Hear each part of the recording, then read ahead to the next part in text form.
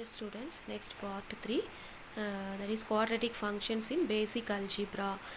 இப்போ இதில் ஃபஸ்ட்டு நம்ம என்ன பார்க்குறோம் அப்படின்னு பார்த்தீங்கன்னா nature of the curve ax square plus bx plus c.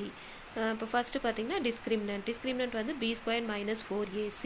அடுத்து பார்த்தீங்கன்னா nature of the root, next parabola.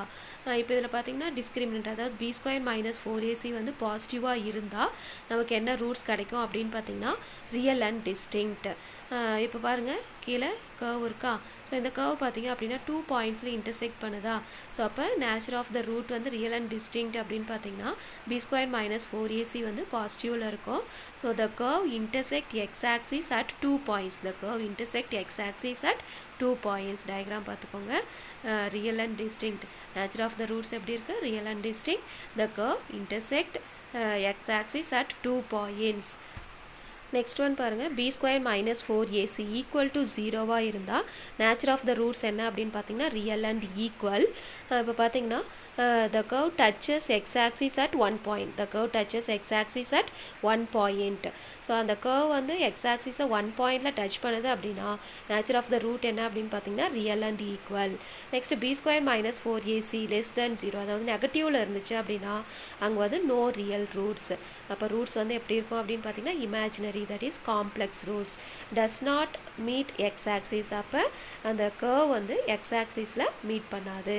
So the curve does not meet x-axis. Next one, quadratic equation. So quadratic equation பார்த்தீங்கன்னா 2 roots இருக்கும். So quadratic equation பார்த்தீங்கன்னா ax square plus bx plus c equal to 0. So இப்போ இங்கே degree என்ன இருக்கோ அத்தனை roots நமக்கு கிடைக்கும். இப்போ X square plus 4x plus 2 is equal to 0. இப்போ டிகிரி வந்து 2ஆ. ஸோ அப்போ நமக்கு 2 ரூட்ஸ் இருக்கும். இந்த ஈக்குவேஷனுக்கு வந்து 2 ரூட்ஸ். ஸோ அப்போ ஒரு ஈக்குவேஷனில் டிகிரி என்ன இருக்கோ அத்தனை ரூட்ஸ் நமக்கு கிடைக்கும். Next one, quadratic equation has 2 roots. Quadratic ஈக்குவேஷனுக்கு எத்தனை ரூட்ஸ் இருக்கும், 2 ரூட்ஸ் இருக்கும். இப்போ irrational roots occurs in conjugate pairs. இர்ரேஷனல் ரூட்ஸ் வந்து எப்படி இருக்கும் அப்படின்னு பார்த்தீங்கன்னா அக்கர்ஸ் இன் கான்ஜுகேட் பேர்ஸ். இப்போ இர்ரேஷனல் ரூட் அப்படின்னு பார்த்தீங்கன்னா இப்போ ஒரு நம்பர் எடுத்துக்கலாம் 2 ப்ளஸ் ரூட் 2. ஸோ இது வந்து ஒரு இரேஷனல் நம்பர். ஸோ இப்போ இதனுடைய கான்ஜுகேட் பேர் என்ன அப்படின்னு பார்த்தீங்கன்னா 2 மைனஸ் ரூட் 2. ஸோ அப்போ இதுவும் ஒரு ரூட்டாக தான் இருக்கும். ஸோ 2 ப்ளஸ் ரூட் 2 ஒரு ரூட் அப்படின்னு பார்த்தீங்கன்னா அதனுடைய கான்ஜுகேட்டும் அதனுடைய ரூட்டாக தான் இருக்கும். ஸோ அதுதான் இங்கே கொடுத்துருக்காங்க. Irrational root occurs in conjugate pairs. If a plus root b is a root then a minus root b is also a root. இப்போ புரியுதுங்களா. a ப்ளஸ் ரூட் b வந்து ஒரு ரூட் அப்படின்னு பார்த்தீங்கன்னா a மைனஸ் b அதனுடைய conjugate பேரும் அதனுடைய ரூட்டாக தான் இருக்கும். இப்போ இதில் பார்த்தீங்கன்னா ரூட் b அப்படிங்கிறது என்னென்னா இரேஷனல் நம்பர். ரூட் b அப்படிங்கிறது என்ன, இரேஷனல் நம்பர். அதாவது example root 3, root 5, so root 7. So இது எல்லாமே நம்ம இரேஷனல் நம்பர் அப்படின்னு சொல்லலாம்.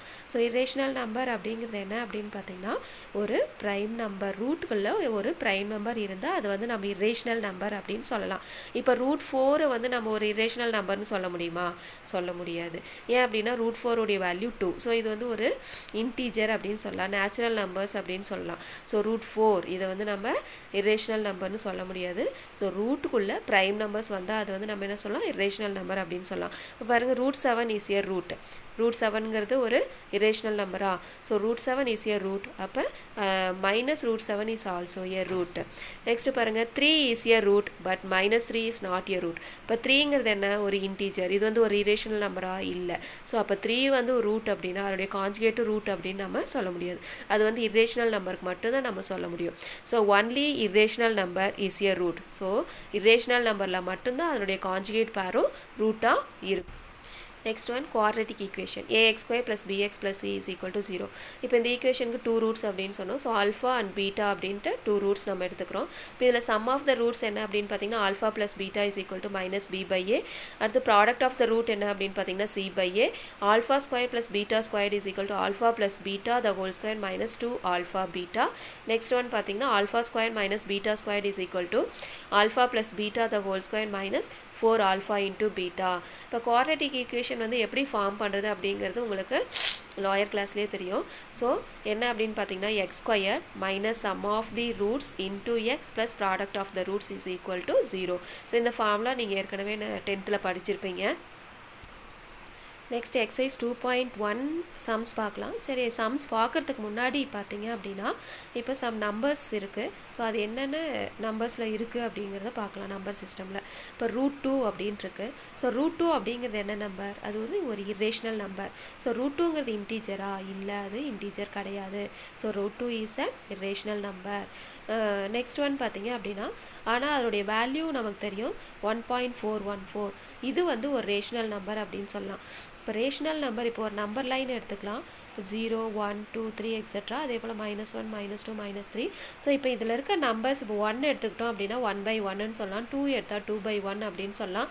இப்போ இதே போல் இந்த சைடு நெகட்டிவ் சைடு பார்த்தாலும் -1/1, -2/1. ஸோ இந்த மாதிரி சொல்லலாம். ஸோ அது வந்து நம்ம என்ன சொல்லலாம்? இன்டீஜர்ஸை ஒரு ரேஷனல் நம்பர்ஸ் அப்படின்னு சொல்லலாம். ஸோ அப்போ 1.414 நம்ம என்ன சொல்லலாம்னா ஒரு ரேஷனல் நம்பர் அப்படின்னு சொல்லலாம். இப்போ பை வந்து என்ன நம்பர்னு பார்த்தீங்கன்னா இரேஷனல் நம்பர். இப்போ பை எப்படி கிடைக்குது அப்படின்னு பார்த்தீங்கன்னா circumference of a circle by diameter of the circle. சரி, circumference of the circle formula என்னங்க? Circumference of a circle formula என்ன அப்படின்னு பார்த்தீங்கன்னா 2πr.